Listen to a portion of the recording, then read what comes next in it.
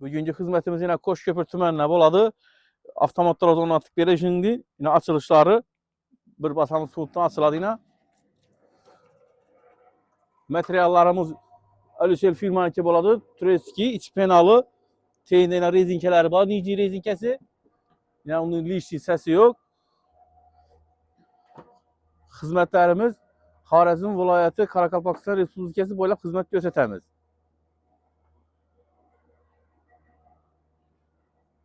Yine açıldı.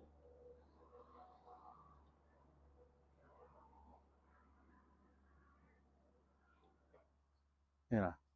İndi bu anda içanlar ruşnoy rejimlerle göstərib verəmiz yine. Yine ruşnoy rejimi. Bu ruşnoy rejimi suya töşkəndə işlənədi. İşte asılar toğlanıb sıla verədi. Yine radyo bloku kompleksində boladı.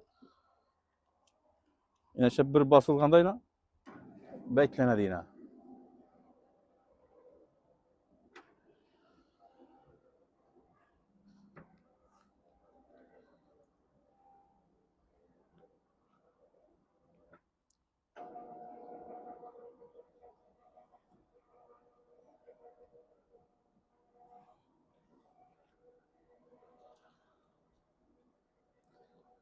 Kime şimdi sifətli avtomatlar hazırlayacaq gerekirse müracaat edərsiniz. Xarəzm Karakalpakstan boylab xizmət göstərəmiz.